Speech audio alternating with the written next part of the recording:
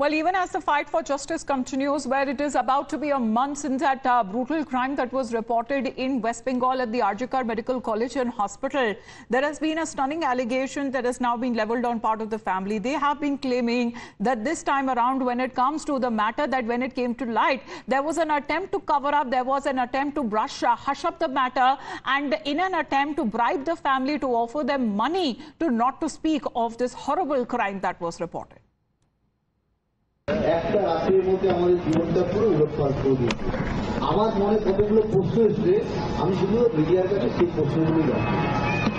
প্রশ্ন এক, কিন্তু আমরা এখন জানতে পারছি আরজিকর যে আউটপোস্ট আছে তারা 10 মিনিটে আমার মেয়ের এইরকম পরিণতির খবর পায়, কিন্তু তারপরেও কিন্তু ওরা কোনো আমার মেয়ের কোনো শারীরিক পরীক্ষা করেনি, যেটা তাদের প্রথম কাজ ছিল সেটা কিছু করেনি।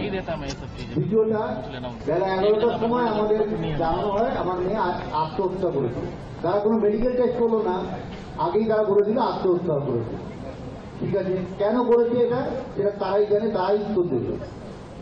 আমাদের মেয়েকে দেখতে আমরা যখন হসপিটালে আসি 12টা 10 মিনিটে, আমার সেই মেয়ের মুখ দেখতে 3 ঘন্টা 3.5 ঘন্টা ওই সেমিনার হলের বাইরে আমাদের বসিয়ে রাখা হয়, এবং মেয়ের মা মানে অভয়ের মা পুলিশের হাতে পায়ে ধরতে শুরু করে। ভেতরে তখন লোকজন ঘোরাঘুরি করছে, আমাদের কিন্তু ভেতরে ঢুকতে হবে। এটা কি কারণে? এই প্রশ্নটা আমার উত্তর চাই। পোস্টমর্টম করতে হাসপাতালে দেরি করলো কেন? পোস্টমর্টম তো সাধারণত 4-5টার মধ্যে করা উচিত ছিল, কিন্তু দেখা গেল 6টার আগে পোস্টমর্টমটা হলো না, 6টা থেকে শুরু হলো। আমি এফআইআর করলাম তারা থানাতে। কি হলো, আমি 6:30 থেকে 7টার মধ্যে এফআইআর করলাম। আমার এফআইআর এর রেজিস্টার হলো কখন? 11টা 45 মিনিটের পরে দেখতে পাচ্ছি।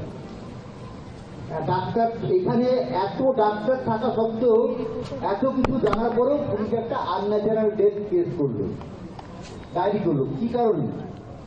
হাসপাতাল কর্তৃপক্ষ, পুলিশ কেউ এফআইআর করলো না, যেটা সবার আগে দরকার ছিল, করেনি। 12টা থেকে বিকাল 7টা পর্যন্ত আমরা এই আরজিকর হসপিটালে পৌঁছেছিলাম, কিন্তু হাসপাতাল কর্তৃপক্ষ এবং ঊর্ধ্বতন কর্তৃপক্ষ কেউ আমাদের সঙ্গে কি কথাও বলেনি।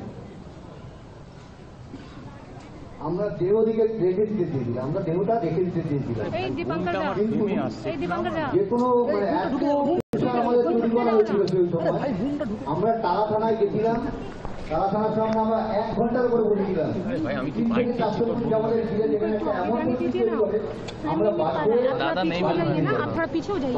থেকে 400 মিনিট আমার বাড়ির সামনে ব্যারিকেড করে দাঁড়িয়ে আছে, কিন্তু এমনটা অবস্থা। I am the future that was born 100 years ago. I am the purpose that emerged with India's independence to be a force for business that makes doing good our business, towards an independence where knowledge sets us free to think big and achieve bigger,